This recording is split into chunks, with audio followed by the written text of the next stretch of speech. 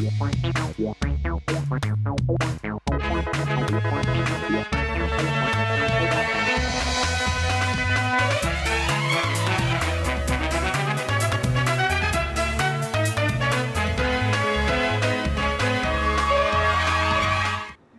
मेरा नाम है जयंती झा और आप देख रहे हैं राष्ट्रीय समाचार। पहले एक नजर डालते हैं हेडलाइंस पर। सतीश शाह का निधन, किडनी की बीमारी से जूझ रहे थे। TV show Sarabhai versus Sarabhai से फेमस हुए थे। अडानी ग्रुप में 33,000 करोड़ के निवेश का आरोप, कांग्रेस बोली 30 करोड़ लोगों की कमाई का गलत इस्तेमाल किया। 2025 की शुरुआत का मामला। रोहित की सेंचुरी, कोहली के रिकॉर्ड से जीता भारत। तीसरे वनडे में ऑस्ट्रेलिया को 9 विकेट से हराया, हर्षित को 4 विकेट, सीरीज 2-1 से हारी। पीयूष पांडे का मुंबई में अंतिम संस्कार, अमिताभ अभिषेक बच्चन पहुंचे। परिवार ने पोस्टर लगाकर श्रद्धांजलि दी, लिखा well played captain. Jitan Ram Manjhi को बड़ा झटका, हम पार्टी के 2 बड़े नेताओं ने दिया इस्तीफा। मुंबई से बड़ी खबर सामने आ रही है। एक्टर सतीश शाह का दोपहर करीब 2:30 बजे मुंबई के हिंदुजा अस्पताल में निधन हो गया था और 74 साल के वो थे। उनके मैनेजर ने बताया कि शाह का पार्थिव शरीर अस्पताल में ही रखा गया है। अंतिम संस्कार रविवार को किया जाएगा। लंबे समय से किडनी से जुड़ी परेशानी से जूझ रहे थे और हाल ही में उनका किडनी ट्रांसप्लांट हुआ था। Satish Shah TV show Sarabhai versus Sarabhai और जाने भी दो यारों से फेमस हुए थे। उन्होंने मैं हूं ना, कल हो ना हो, फना और ओम शांति ओम जैसी कई मशहूर फिल्मों में काम किया था। साल 2008 में उन्होंने अर्चना पूरन सिंह के साथ शो कॉमेडी सर्कस में जज के तौर पर काम किया है। सतीश शाह का जन्म गुजरात के मांडवी में हुआ था। उन्होंने जेवियर कॉलेज से पढ़ाई करने के बाद पुणे के film and television institute of India से पढ़ाई की थी। साल 1972 में सतीश ने डिजाइनर मधु शाह से की थी और एक्टिंग करियर की बातें अगर की जाए तो सतीश शाह ने साल 1970 में बॉलीवुड फिल्म भगवान परशुराम से करियर की शुरुआत की थी। तब से लेकर साल 2014 तक उन्होंने अनगिनत फिल्मों में काम किया था। वहीं टीवी पर उन्होंने साल 1984 में सिटकॉम शो ये शो जो है जिंदगी से के जरिए अपना डेब्यू किया। इस शो के 55 एपिसोड में उन्होंने 55 अलग अलग किरदार निभाए थे। उसके बाद वो फिल्मी चक्कर, घर जमाई, टॉप 10, साराभाई वर्सेस साराभाई और कॉमेडी सर्कस जैसे शो का हिस्सा रहे हैं। भारतीय जीवन बीमा निगम यानी LIC पर अडानी ग्रुप में 3.9 अरब डॉलर यानी करीब 33,000 करोड़ रुपए निवेश का बड़ा आरोप लगा है। कांग्रेस ने अमेरिकी मीडिया रिपोर्ट के हवाले से कहा है कि केंद्र सरकार ने 2025 की शुरुआत में ये निवेश किया। पार्टी का कहना है कि ग्राहकों की मेहनत की कमाई का गलत इस्तेमाल किया गया। कांग्रेस ने संसद की पब्लिक अकाउंट्स कमेटी से इसकी जांच की मांग की है। वहीं TMC सांसद महुआ मोइत्रा ने सोशल मीडिया पर द वॉशिंगटन पोस्ट की अगर आप बात करेंगे जिसके मुताबिक अगर महुआ मोइत्रा के आरोप की बात की जाए तो गौतम अडानी जब इस साल की शुरुआत में भारी कर्ज में डूबे थे, अमेरिका में घूसखोरी के आरोपों का सामना कर रहे थे, तब केंद्र सरकार और LIC ने अडानी ग्रुप में निवेश किया था और तब से ही आरोप जो है लगते आ रहे हैं। रोहित शर्मा की सेंचुरी और विराट कोहली की रिकॉर्ड तोड़ पारी की बदौलत भारत ने तीसरे वनडे में ऑस्ट्रेलिया को 9 विकेट से हरा दिया। इस हार के बावजूद ऑस्ट्रेलिया ने 3 मैचों की सीरीज 2-1 से अपने नाम की। मिचेल मार्श ने लगातार तीसरी बार टॉस जीता और पहले बैटिंग करने का फैसला किया। ऑस्ट्रेलियाई टीम 46.4 ओवर में 236 रन बनाकर ऑल आउट हो गई। हर्षित राणा ने 4 विकेट लिए। जवाब में भारत ने 38.3 ओवर में 1 विकेट खोकर टारगेट हासिल कर लिया। रोहित शर्मा 121 और विराट 74 रन बनाकर नाबाद रहे। रोहित ने वनडे करियर की 33वीं सेंचुरी जमाई। उन्हें प्लेयर ऑफ द मैच चुना गया। विराट कोहली पारी में 54वां रन बनाते ही वनडे इतिहास में सबसे ज्यादा रन बनाने वाले दूसरे बल्लेबाज बन गए। उन्होंने कुमार संगकारा का रिकॉर्ड तोड़ दिया। कोहली से आगे अब सिर्फ सचिन तेंदुलकर ही है। एड गुरु पीयूष पांडे का शनिवार को मुंबई के शिवाजी पार्क शमशान घाट में अंतिम संस्कार कर दिया गया। उन्हें आखिरी विदाई देने के लिए बॉलीवुड से अमिताभ और अभिषेक बच्चन समेत कई लोग पहुंचे थे। परिवार ने पोस्टर लगाकर उन्हें श्रद्धांजलि दी जिस पर लिखा वेल प्लेड कैप्टन। पीयूष का निधन 24 अक्टूबर को हुआ था। वो कुछ समय पहले एक कॉन्फ्रेंस के लिए दिल्ली गए थे। वहां उन्हें इन्फेक्शन हो गया। पहले उनको निमोनिया हुआ, फिर चिकन पॉक्स हो गया। इससे उनकी हालत बिगड़ती चली गई। पीयूष पांडे कहा करते थे कि जिंदगी और विज्ञापन दोनों का मकसद है जुड़ना, जीतना नहीं। वो कहते थे कहानी वो होती है जो दिल से निकले, तभी वो कानों में नहीं दिमाग में बसती है। पीयूष 27 साल की उम्र में विज्ञापन जगत से जुड़े थे। उन्होंने शुरुआत अपने भाई प्रसून पांडे के साथ की थी। दोनों ने रोजमर्रा के उत्पादों के लिए रेडियो जिंगल्स की आवाज दी थी। 1982 में विज्ञापन कंपनी ओगिलवी से उन्होंने शुरुआत की। 1994 में उन्हें ओगिलवी के बोर्ड में नॉमिनेट किया गया। पीयूष को 2016 में भारत सरकार ने पद्मश्री से सम्मानित किया था। इसके अलावा 2024 में उन्हें LIA लीजेंड अवार्ड भी मिला था। बिहार विधानसभा चुनाव के बीच जीतन राम मांझी की हम पार्टी को एक बड़ा झटका लगा है। पार्टी के राष्ट्रीय संगठन सचिव प्रोफेसर कौशलेंद्र कुमार और पिछड़ा वर्ग प्रकोष्ठ के राष्ट्रीय अध्यक्ष प्रोफेसर राधेश्याम प्रसाद ने अपनी प्राथमिक सदस्यता और पद से इस्तीफा दे दिया है। इन दोनों नेताओं ने अपनी पूरी कमेटी के साथ ये कदम उठाया है, जो पार्टी के लिए गंभीर चुनौती साबित हो सकता है। जीतन राम मांझी के लिए ये एक बड़ा झटका है। दोनों नेताओं ने, जिन्होंने पार्टी छोड़ी है या इस्तीफा दिया है, उन्होंने कहा है कि वो पार्टी के प्रति अपनी निष्ठा के बावजूद अब आगे नहीं चल पा रहे, क्योंकि नेतृत्व की नीतियां उनके मूल्यों से मेल नहीं खाती। ये कदम न केवल व्यक्तिगत बल्कि सामूहिक विद्रोह का रूप ले चुका है, जो जीतन राम मांझी के लिए चिंता का सबब बन गया है। पार्टी के अन्य सदस्यों को भी ये प्रभावित कर सकता है, इसलिए चिंता ज्यादा है। इस्तीफे के पीछे सबसे बड़ा कारण बिहार विधानसभा चुनाव में टिकट बंटवारे को लेकर लगाए गए गंभीर आरोप हैं। प्रोफेसर कौशलेंद्र कुमार और प्रोफेसर राधेश्याम प्रसाद ने जीतन राम मांझी और उनके पुत्र संतोष कुमार सुमन पर धनबल के दुरुपयोग का आरोप लगाया है। उन्होंने दावा किया कि टिकट वितरण में पैसों का खेल हुआ, जिससे मेहनती कार्यकर्ताओं को नजरअंदाज कर दिया गया। अमेरिका के रक्षा मंत्रालय पेंटागन ने शुक्रवार को बताया कि उसने सैनिकों की सैलरी के लिए $130 मिलियन यानी लगभग 1100 करोड़ रुपए का जो एक सीक्रेट डोनेशन है वो स्वीकार किया है। ये डोनेशन राष्ट्रपति डोनाल्ड ट्रंप के एक अनजान दोस्त ने दिया है, ताकि सरकारी शटडाउन के दौरान सैनिकों को तनख्वाह मिल सके। हालांकि इस डोनेशन से कई सवाल खड़े हो गए हैं। ट्रंप ने व्हाइट हाउस में इस डोनेशन की बात बताई और दानदाता को देशभक्त कहा। उन्होंने दानदाता का नाम नहीं बताया, क्योंकि वो अपनी पहचान छुपाना चाहता है। अमेरिका में 1 अक्टूबर से शुरू हुए सरकारी शटडाउन को 25 दिन हो गए हैं। अमेरिका के दोनों प्रमुख दल, डेमोक्रेट और रिपब्लिकन, में Obama health care subsidy program को लेकर ठनी हुई है। डेमोक्रेट्स चाहते थे कि हेल्थ केयर की सब्सिडी बढ़ाई जाए। रिपब्लिकन को डर है कि अगर सब्सिडी बढ़ाई गई तो सरकार को खर्च करने के लिए और पैसे की जरूरत पड़ेगी, जिससे बाकी सरकारी काम प्रभावित होंगे। नेता प्रतिपक्ष तेजस्वी यादव ने प्रधानमंत्री नरेंद्र मोदी पर निशाना साधा है। तेजस्वी यादव ने कहा कि मोदी जी के कल के भाषण में हर शब्द और वाक्य को ध्यान से सुनेंगे तो पाएंगे कि उनका एक भी शब्द सार्थक, सकारात्मक और फलदायक नहीं है। वो केवल बिहार को बदनाम करने और बिहार की नकारात्मक छवि पेश करने के लिए बिहार आते हैं। तेजस्वी को सुनिए। प्रधानमंत्री जी से हम कहना चाहते हैं कि प्रधानमंत्री जी 11 साल से आप प्रधानमंत्री हैं। बिहार को आपने दिया क्या है? कुछ नहीं दिया। गुजरात के तुलना में लगाएंगे फैक्ट्री गुजरात में और विक्ट्री चाहिए बिहार में, ये नहीं होने वाला है। SEZ गुजरात में, IT हब गुजरात में, सेमीकंडक्टर फैक्ट्री महाराष्ट्र से उठा करके गुजरात में, बुलेट ट्रेन गुजरात में। इन्वेस्टर मीट कराते हैं तो बिहार कितना बार इन्वेस्टर मीट प्रधानमंत्री जी कराए हैं, कितना बार बिहार इन्वेस्टर मीट में आए हैं, लेकिन जाते हैं गुजरात में। सहरसा के नौहट्टा प्रखंड में एनडीए का चुनावी सभा, जदयू के प्रत्याशी गुंजेश्वर शाह के पक्ष में चुनावी सभा हुआ, जिसमें जीतन राम मांझी, नित्यानंद राय मौजूद थे। मांझी ने कहा कि मैं नीतीश कुमार को कभी नहीं भूल सकता हूं, जो कि एक मुसहर के बेटे को बिहार का सीएम बना चुके थे और एक खुआबी पुलाव का कहीं ना कहीं वो पका रहा है महागठबंधन।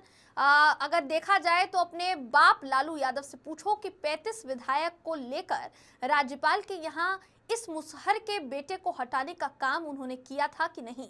नित्यानंद राय की बात की जाए तो नित्यानंद राय ने कहा कि छठ पूजा में बिहार के बाहर रह रहे लोगों के लिए ढेर सारी ट्रेन मोदी जी की सरकार ने रेल मंत्रालय के द्वारा काफ़ी ट्रेन चलाई है और आज मैं कोसी क्षेत्र में घूम रहा हूं। इस बाढ़ से निजात पाने के लिए खेतों में सिंचाई के लिए 11,000 करोड़ की जो राशि दी थी, मोदी जी के भागीरथ प्रयास से विकास की गंगा बह रही है, जिसे माननीय मुख्यमंत्री नीतीश जी ने घर घर पहुंचाया। ये नित्यानंद राय ने कहा है। हम आपको दोनों के बयान जो है वो सुनाना चाहते हैं कि दोनों ने क्या कहा है, सुनिए। इसी को कहते हैं जिसके दिल में रग रग में समानता की भाव व्यक्त हो, और उसने मुझे बनाया। और बड़ा अफसोस के साथ हम कहना चाहते हैं आपसे कि आज जो नींद झाग रहे हैं, ये तो ख्याली पुलाव है, दीवा स्वप्न है कि इंडिया गवर्नमेंट बनेगी, इंडिया की सरकार बनेगी, यानी विरोधियों की सरकार बनेगी। ये तो दीवा स्वप्न ही हो ही नहीं सकता। सूर्य सुबह में पश्चिम उग सकता है, लेकिन राजद के नेतृत्व में बिहार की सरकार नहीं बन सकती है। ये 44 साल के राजनीति करने वाला एक अनुभवी आदमी आपके सामने कह रहा है। बयान देख रहे थे हम तेजस्वी का। तेजस्वी क्या बोल रहे हैं कि हम आएंगे तो भ्रष्टाचार मिटाएंगे। भ्रष्टाचार के आरोप में न्यायालय ने उनको दोष सिद्ध कर दिया है, दोषी करार दिया है। वह व्यक्ति कितना निर्लज्ज होकर बोलता है, पता नहीं किस आलम में बोलता है। कहता है कि मेरे परछाई पर भी भ्रष्टाचार का आरोप आएगा तो मैं खुद को सजा दूंगा। तेजस्वी जी कब खुद को सजा सुनाना चाहते हैं बिहार की जनता और ये महसी की जनता आपसे जानना चाहती। पश्चिम बंगाल के दुर्गापुर में सामूहिक बलात्कार की शिकार एक महिला जूनियर डॉक्टर को शिनाख्त परेड में शामिल किया गया, जहां वो शामिल हुई, जहां आरोपियों का मजिस्ट्रेट की कोर्ट में उससे आमना सामना कराया गया। गिरफ्तार किए गए 6 लोगों में से 5 को निजी मेडिकल कॉलेज की छात्रा के सामने लाया गया। एक पुलिस अधिकारी ने बताया कि छात्रा के साथ उसकी मां भी थी और बाद में उसने मजिस्ट्रेट के सामने अपनी गवाही दर्ज कराई। गिरफ्तार किया गया 6ठा व्यक्ति छात्रा का एक सहपाठी है, जिसके साथ वो 10 अक्टूबर को घटना के समय रात के खाने पर गई थी। उनको शिनाख्त के लिए नहीं लाया गया। अतिरिक्त मजिस्ट्रेट राजीव सरकार और मामले की जांच अधिकारी दोपहर 12 बजे से 1:30 बजे तक ये पूरी जांच चली है। इस प्रक्रिया के दौरान आप कहेंगे तो ये जितने भी अधिकारी थे वो वहां पर मौजूद रहे। उन्होंने कहा कि कड़ी सुरक्षा के बीच पूरी प्रक्रिया की वीडियोग्राफी भी की गई है। उत्तर प्रदेश के बाराबांकी जिला हॉस्पिटल से एक बड़ी लापरवाही की घटना सामने आई है। जिला अस्पताल में एक महिला के ऑपरेशन के बाद उसके पेट में डॉक्टर द्वारा पट्टी छोड़ने की शिकायत सामने आई है। जब महिला को पेट दर्द होने लगा तो वो वापस अस्पताल गई, उसे धमकाया गया, लेकिन इस तरह की बड़ी लापरवाही कहीं ना कहीं एक बार फिर सरकारी अस्पताल पर, सरकारी महकमे पर सवालिया निशान खड़े करती है। बाराबांकी जिला अस्पताल में ऑपरेशन के दौरान डॉक्टर की लापरवाही के चलते एक महिला के पेट में 5 महीने तक पट्टी जो है वो रही है। और ये पूरा मामला सामने आने के बाद लोगों को ये घटना पर सोचने के लिए कहीं ना कहीं ये पूरी घटना मजबूर कर रही है कि अस्पताल प्रशासन जो है वो किस तरीके की लापरवाही बरत रहा है। नवी मुंबई के पनवेल उपजिला अस्पताल में डेड बॉडी एक्सचेंज होने का एक अजीबोगरीब मामला सामने आया, जिससे 2 परिवारों के बीच विवाद खड़ा हो गया। ये मामला तब शुरू हुआ जब सुशांत मल्लम के परिवार ने अस्पताल पहुंचकर देखा कि वो उनके बेटे का शव नहीं है। जांच करने पर पता चला कि सुशांत का शव बिश्ना रावत के परिजन ले गए थे, जिन्होंने कथित तौर पर उसका अंतिम संस्कार भी कर दिया था। स्वास्थ्य अधिकारी अशोक गीते ने बताया कि 20 अक्टूबर को खारगर के सुशांत मल्लम और न्यू पनवेल के सुरक्षा रक्षक बिश्ना रावत दोनों ने आत्महत्या की थी। दोनों के शव पोस्टमार्टम के लिए लाए गए थे। चिकित्सकों ने बिश्ना रावत के परिजनों को शव ले जाने को कहा। रावत के परिजनों ने वीडियो के सामने शव की पहचान की और सुशांत मल्लम का शव लेकर चले गए। सुशांत के परिजन नेपाल में होने के कारण 4 दिन बाद अस्पताल पहुंचे और शव को पहचानने से इनकार कर दिया। छठ पर्व को लेकर सूरत शहर में श्रद्धा और उत्साह का माहौल चरम पर है। जहांगीरपुरा स्थित इस्कॉन मंदिर घाट के ताप्ती नगर के किनारे श्रद्धालु बड़ी संख्या में पहुंचकर छठी मैया की पूजा अर्चना की तैयारियों में जुटे हुए थे। सूरत तापी नदी के किनारे बसे इस्कॉन मंदिर घाट पर श्रद्धालु छठी मैया की आराधना की तैयारी में लगे हुए थे। वहीं श्रद्धालु भक्त मिलकर घाट की सफाई की और पूजा अर्चना के लिए पारंपरिक मिट्टी की वेदियां भी बनाते हुए नजर आए। पूरे घाट क्षेत्र में भक्ति और उल्लास का वातावरण देखने को मिल रहा है। श्रद्धालुओं ने बताया कि रविवार की शाम को संध्या अर्घ है और सोमवार की सुबह उषा अर्घ है, तो ये अर्पित किया जाएगा। छठ पर्व सूर्य देव और छठी मैया की उपासना का महापर्व है, जिसमें व्रती 36 घंटे का निर्जला उपवास रखकर परिवार की सुख समृद्धि और आरोग्य की कामना करती है। बिहार विकास परिषद के कार्यकर्ताओं की ओर से श्रद्धालुओं के लिए विशेष सुविधाएं उपलब्ध कराई गई हैं, जैसे जल व्यवस्था, घाट की रोशनी और सुरक्षा प्रबंध। वहीं सूरत महानगर पालिका की तरफ से भी घाटों पर सफाई, लाइटिंग और सुरक्षा के विशेष इंतजाम किए गए हैं। सूरत प्रशासन ने शहर के प्रमुख घाटों पर आपातकालीन सेवाओं की तैनाती की है, ताकि व्रती और श्रद्धालुओं को किसी भी तरह की असुविधा का सामना न करना पड़े। बिहार में मुस्लिम मुख्यमंत्री बनाए जाने को लेकर बहस तेज हो गई है। मुस्लिम समुदाय की तरफ से उनकी जनसंख्या को देखते हुए भागीदारी को लेकर सवाल उठाए जा रहे हैं। इस बीच लोक जनशक्ति पार्टी के अध्यक्ष और केंद्रीय मंत्री चिराग पासवान की प्रतिक्रिया सामने आई है, जिसमें उन्होंने अपने पिता रामविलास पासवान के फैसले की याद दिलाते हुए महागठबंधन पर सवाल उठाए हैं। चिराग पासवान ने अपने सोशल मीडिया अकाउंट एक्स पर पोस्ट करते हुए लिखा कि अपने पिता के फैसले का उन्होंने कहीं ना कहीं जिक्र किया। वो कहते हैं कि 2005 में मेरे नेता, मेरे पिता स्वर्गीय रामविलास पासवान ने मुस्लिम मुख्यमंत्री बनाने के लिए अपनी पार्टी तक कुर्बान कर दी थी, तब भी आपने उनका साथ नहीं दिया। चिराग पासवान ने आगे लिखा कि राजद 2005 में भी मुस्लिम मुख्यमंत्री के लिए तैयार नहीं थी, आज 2025 में भी न मुस्लिम मुख्यमंत्री देने को तैयार है, न उप मुख्यमंत्री। अगर आप बंधुआ वोट बैंक बनकर रहेंगे तो सम्मान और भागीदारी कैसे मिलेगी? महाराष्ट्र में प्रवेश करने वाले बांग्लादेशी घुसपैठियों पर अब लगाम लगाई जाएगी। घुसपैठ रोकने के लिए सरकार ने बड़ा कदम उठाया है। राज्य सरकार ने बांग्लादेशियों की ब्लैक लिस्ट करने की तैयारी कर ली है और राशन कार्ड का सत्यापन यानी वेरिफिकेशन करने का भी निर्देश दिया है। नए राशन कार्ड्स के लिए दिशा निर्देश जो है वो जारी किए गए हैं। राज्य में अवैध बांग्लादेशी प्रवासियों की बढ़ती संख्या से जो भी सुरक्षा खतरे पैदा हो सकते हैं, उन सभी को देखते हुए सरकार ने जरूरी निर्देश एडवाइजरी जारी की है। अवैध बांग्लादेशी प्रवासियों के मुद्दे पर आंतरिक विचार मंथन सत्र आयोजित करने और एटीएस को उपायों की रिपोर्ट भेजने के निर्देश दिए गए हैं। ट्रंप ने संकेत दिया है कि वो एशिया दौरे के दौरान उत्तर कोरिया के supreme leader Kim Jong Un से मुलाकात के लिए तैयार है। उन्होंने कहा कि मेरी किम जोंग उन से अच्छी समझ है, अच्छे संबंध हैं। अमेरिकी राष्ट्रपति डोनाल्ड ट्रंप ने एयरफोर्स वन में पत्रकारों से बात करते हुए ये कहा कि मैं चाहूंगा कि रूस के मामले में चीन हमारी मदद करे। मैं चाहता हूं कि चीन इसमें हमारी भूमिका समझे और हमारा सहयोग करे। ट्रंप का ये बयान ऐसे समय में आया है जब अमेरिका और रूस में यूक्रेन वॉर को लेकर तनाव चरम पर पहुंच गया है, क्योंकि वॉशिंगटन ने हाल ही में मॉस्को पर नए प्रतिबंध लगाए हैं। ट्रंप जल्द ही अपने 5 दिवसीय एशिया दौरे पर रवाना होंगे, जिसमें मलेशिया, जापान और साउथ कोरिया की यात्रा शामिल है। ये उनके कार्यकाल का अब तक का सबसे लंबा विदेशी दौरा होगा।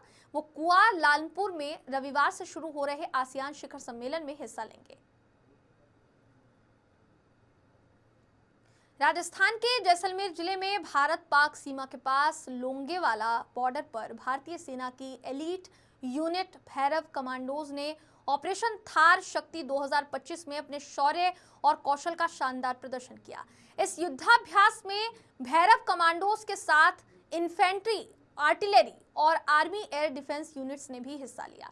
रक्षा मंत्री राजनाथ सिंह ने इस मौके पर पाकिस्तान को चेतावनी देते हुए कहा कि ऑपरेशन सिंदूर में सेना ने पाकिस्तान की अक्ल ठिकाने लगाने वाली डोज दे दी है, लेकिन अगर पाकिस्तान ने फिर से कोई हिमाकत की तो इस बार पाकिस्तान तबाह हो जाएगा। ऑपरेशन थार शक्ति में भारतीय सेना ने टैंक कॉलम की मूवमेंट, तोपों से गोलीबारी और थल सेना को एयर सपोर्ट देने जैसे ऑपरेशंस का अभ्यास किया। आर्मी एयर डिफेंस की टीम ने काजे ड्रोन से दुश्मन पर हमले की प्रैक्टिस की। इस युद्धाभ्यास में आर्टिफिशियल इंटेलिजेंस आधारित targeting system, electronics warfare system, स्वदेशी अर्जुन और T-90 tank, Pinaka rocket system जैसे हथियारों का इस्तेमाल किया गया। इस अभ्यास का मकसद भविष्य के युद्ध में आधुनिक तकनीक और आर्टिफिशियल इंटेलिजेंस के इस्तेमाल को तैयार करना था। युद्धाभ्यास में तीनों सेनाओं के बीच संयुक्त कार्यवाही, आत्मनिर्भरता और इनोवेशन पर खास जोर दिया गया।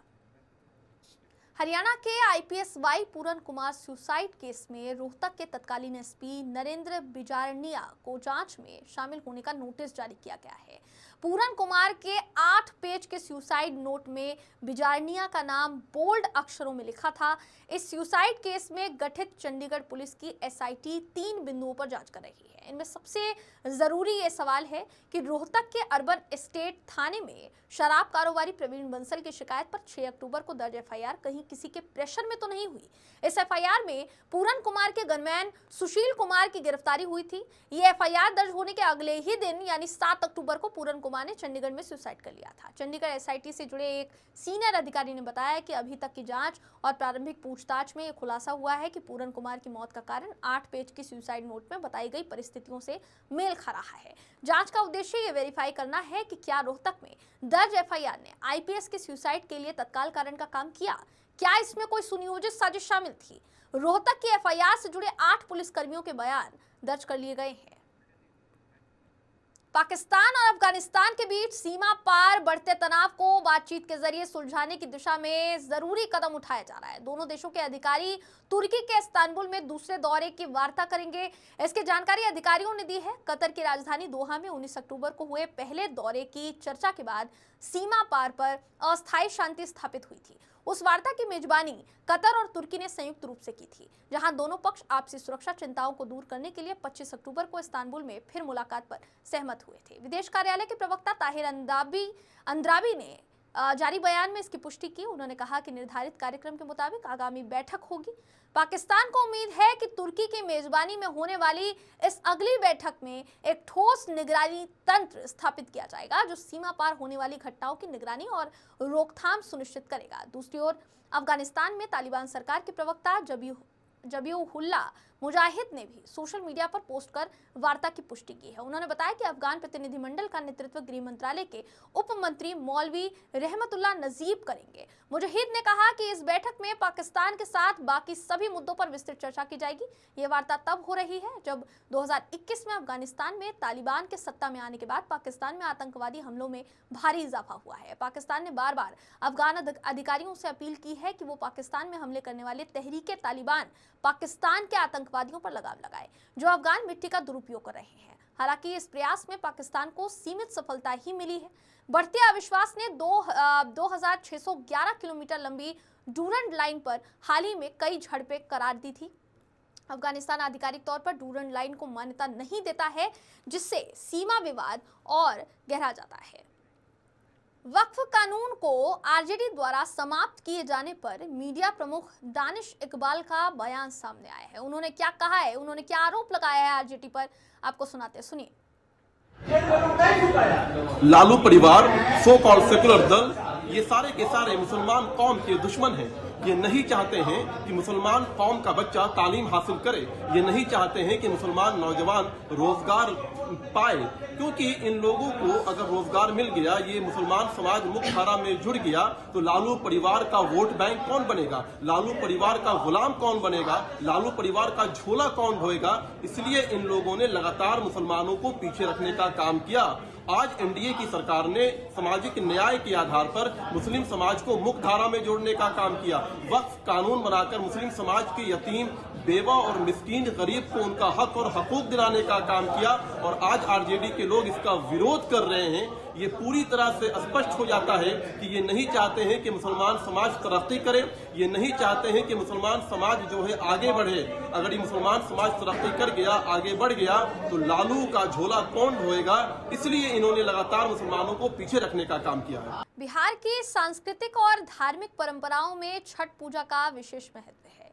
ये लोक आस्था का महापर्व हर साल लाखों प्रवासियों को अपने घर लौटने के लिए प्रेरित करता है। राजनीतिक दलों के लिए नई मुश्किलें अब ये खड़ी कर रहा है। चुनाव आयोग ने पहले चरण का मतदान 6 नवंबर और दूसरे चरण का 11 नवंबर को निर्धारित किया है, लेकिन छठ पूजा का कैलेंडर इन तारीखों से टकरा रहा है। 25 से 28 अक्टूबर तक चलने वाले छठ पूजा के तुरंत बाद लाखों प्रवासी वोटर अपने कार्यस्थलों की ओर लौटने लगेंगे। पहले चरण के मतदान के बीच मात्र 9 दिन का फासला है, जबकि दूसरे चरण में ये 14 दिन का हो जाता है। छठ मनाने के लिए करीब कई लाख प्रवासी बिहार लौटते हैं, जिनमें अन्य राज्यों और विदेश से भी आते हैं। दिवाली छठ पूजा में लौटने वाले यात्रियों के लिए भारतीय रेल ने कई स्पेशल ट्रेन की व्यवस्था होने से यात्रियों को किसी भी प्रकार की दिक्कत का सामना नहीं करना पड़े, उसका ध्यान रखा है। थोड़ी बहुत भीड़ होने के कारण तकलीफ हुई है, लेकिन अपने गंतव्य स्थान पर सकुशल पहुंचकर अपनी प्रसन्नता जाहिर कर रहे हैं यात्रियों ने छठ पूजा के साथ साथ लोकतंत्र के महापर्व विधानसभा चुनाव में वोटिंग करने के बाद ही काम पर वापस जाने का फैसला किया है। अगर मुजफ्फरपुर जंक्शन की बात की जाए तो 3 होल्डिंग एरिया बनाए गए हैं, जहां यात्रियों को बैठने के साथ साथ पीने का पानी और मे आई हेल्प यू डेस्क की व्यवस्था भी की गई है। आपको कुछ यात्रियों का बयान भी हम सुना देते हैं। नई दिल्ली से आ रहे क्या करते हैं? हैं। तो ऐसे गए थे, काम उम वहीं करते हैं। अच्छा, छठ पूजा में आए हैं। जी जी। तो रेलवे प्रशासन की ओर से व्यवस्था ट्रेन की गई थी, कैसा? ठीक है सर, हाँ? ठीक है, एकदम मस्त है। मैं नोएडा सेक्टर 18 से आ रहा हूँ। क्या करते हैं वहाँ पे मैं सिक्योरिटी गार्ड हूँ। कहाँ घर हुआ? मेरा घर बिहार सुपौल डिस्ट्रिक्ट। सुपौल डिस्ट्रिक्ट, सुपौल जा रहे हैं? जी सर। तो छठ पूजा में आए हैं? हाँ। अच्छा, तो आने जाने में रेलवे प्रशासन की ओर से क्या व्यवस्था थी, कैसा लगा? व्यवस्था तो पूरा अच्छा था। हाँ। यही था कि जनसंख्या ज़्यादा होने के कारण हम लोगों को सीट नहीं मिल पाया। हाँ। हम लोग कुछ कारणवश टॉयलेट में जा रहे थे। हम घर जा रहे हैं छठ पर्व में, दिल्ली से आ रहे हैं और हमारे बच्चे भी हैं, मेरी पत्नी है यहाँ बगल में है और हम लोग छठ पर्व के लिए आए हैं। और इस बार जो व्यवस्था रेलवे प्रशासन के द्वारा आने जाने में कोई असुविधा हुई है? भीड़ तो बहुत थी, चूंकि लोक आस्था का पर्व है, लेकिन मैं धन्यवाद देना चाहूँगा रेल विभाग का और भारत सरकार का, हमारे यशस्वी प्रधानमंत्री माननीय मोदी जी का, जिन्होंने अतिरिक्त ट्रेन की व्यवस्था की है। ज़्यादा कोई परेशानी नहीं, हम लोग आराम से आए हैं। और लोग भी कह रहे थे कि पिछले वर्ष की तुलना में अधिक ट्रेन के कारण भीड़ तो थी, लेकिन सुविधा से हम लोग यहाँ आ गए हैं। ये बड़ी खुशी की बात है। महाराष्ट्र की राजनीति में भूचाल आया हुआ है। कांग्रेस ने बीजेपी पर बड़ा हमला बोला है। प्रदेश कांग्रेस अध्यक्ष हर्षवर्धन सपकाल ने कहा है कि बीजेपी अब अपने ही सहयोगी दलों को खत्म करने की साजिश रच रही है। उन्होंने तीखे शब्दों में कहा कि बीजेपी ऐसी चुड़ैल है जो दूसरों की पार्टियां खाकर ही जीती है। सपकाल के मुताबिक स्थानीय स्वराज्य संस्थाओं के चुनाव में बीजेपी शिंदे सेना और अजीत पवार की एनसीपी को अकेले लड़ने पर मजबूर कर राजनीतिक रूप से खत्म करना चाहती है। इसी खतरे को भांपकर मुख्यमंत्री एकनाथ शिंदे दिल्ली पहुंचे हैं ताकि अपनी पार्टी को बचा सके। सपकाल ने आगे ये भी कहा कि सत्ता में बैठी महाराष्ट्र की ट्रिपल इंजन सरकार अंदर से कमजोर है और सहयोगियों में गहरा मतभेद चल रहा है। यहाँ पर सीधे सीधे तौर पर देखिए एक बड़ी खबर जो है वो सामने आ रही है महाराष्ट्र से ही, जहाँ काशी मीरा से ये पूरी खबर है। बताया जा रहा है कि काशी मीरा में एक बड़ा जो मामला है वो सामने आया, जिसका एक वीडियो वायरल हो रहा है। महाराष्ट्र के ठाणे जिले के काशी मीरा इलाके से एक चौंकाने वाला मामला सामने आया। यहाँ पेनकर पाड़ा में रहने वाले 34 वर्षीय व्यक्ति ने एक 14 वर्षीय नाबालिग लड़की को सोशल मीडिया ऐप स्नैपचैट पर अश्लील संदेश भेजे। लड़की ने ये बात अपने पिता को बताई, जिसके बाद उन्होंने तुरंत इसकी जानकारी बीजेपी महिला पदाधिकारी श्वेता पाटिल को दी। श्वेता पाटिल मौके पर पहुंचती हैं और आरोपी से पूछताछ करती हैं। जांच में सामने आया कि आरोपी ने लड़की का मोबाइल चोरी से इस्तेमाल करते हुए उससे बातचीत शुरू की थी। गुस्से में आकर श्वेता पाटिल ने आरोपी को सरेआम सबक सिखाया और थप्पड़ भी जड़ दिए। आपको इस पूरे घटनाक्रम का जो वीडियो वायरल हो रहा है वो वीडियो भी दिखाना चाहेंगे, वीडियो देखिए आप।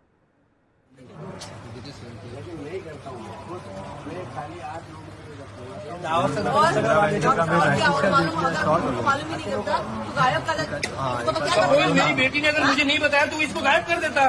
तुम लोग लव जी आज यही तो हो रहा है। इतनी गंदी सोच कैसी हुई यार, मुझे दर्द हो रहा है। अपने बच्चों को बाहर नहीं भेज सकता रोड पे।